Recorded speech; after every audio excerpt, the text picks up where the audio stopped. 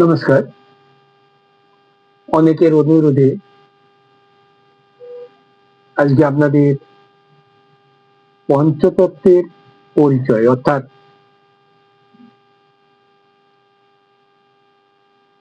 শ্রী গৌরাঙ্গ, নিত্যানন্দ, শ্রীবাসী গদাধর, শিবাসাদি এদের পরিচয়, এই পরিচয়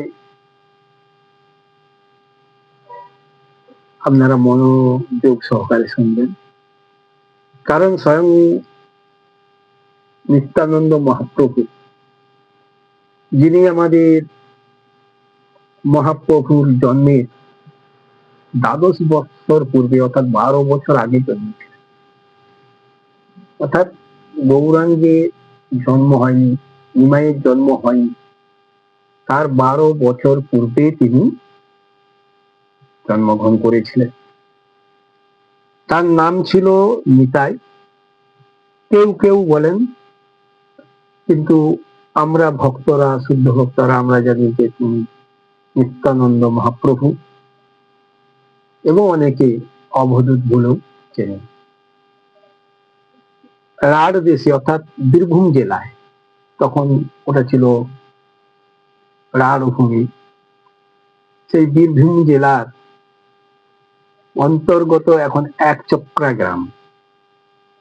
কথিত আছে যে এই একচক্রা গ্রামে স্বয়ং ভগবান শ্রীকৃষ্ণ যখন কুরুক্ষেত্রে কৌরব পাণ্ডবের যুদ্ধ হয়েছিল, তখন ভীষ্মকে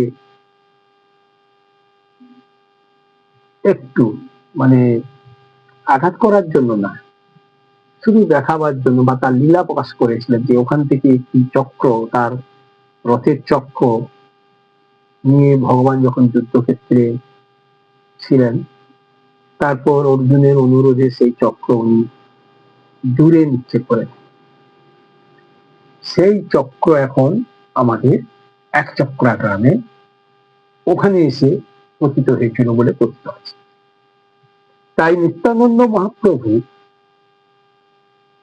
অর্থাৎ নিতাই বা অবধূত, যাই বলুন না কেন, বীরভূম জেলার অন্তর্গত একচক্রা গ্রামে। তার পিতা আড়াই পণ্ডিত, বা অনেকে বলেন যে আড়াই ওঝা। তখন ওই অঞ্চলে বা পাশাপাশি সাপে ভীষণ রকমের একটা উৎপাত ছিল। আমরা ছোটবেলা দেখেছি যে সাপের উৎপাত অনেক বেশি ছিল। এখন অনেকটা কমলেও কিন্তু সাপের উৎপাত কমে না, কেন কমবেও না। পত্রিকাতে দেখবেন প্রতি বছর সর্পের একটা পার্সেন্টেজ দেওয়া হয়, জল কতটা, কৃমি কতটা, কীট কতটা, পতঙ্গ কতটা, সর্প কতটা, বজ্র কতটা, এইভাবে বিভিন্ন রকম পরিমাপ করা হয় প্রতি বছর। সেখানে যদি আপনারা দেখেন যে নিত্যানন্দ মহাপ্রভুর পিতা আড়াই পণ্ডিত বা আড়াই ওঝা এবং মা ছিলেন পদ্মাবতী দেবী।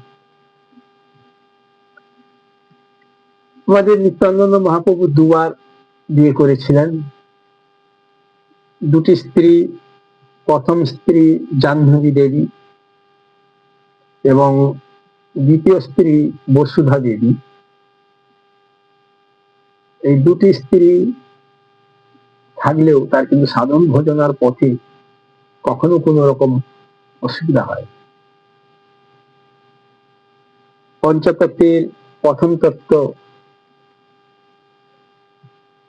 নিত্যানন্দ মহাপ্রভুর পরিচয় আপনারা পেলেন।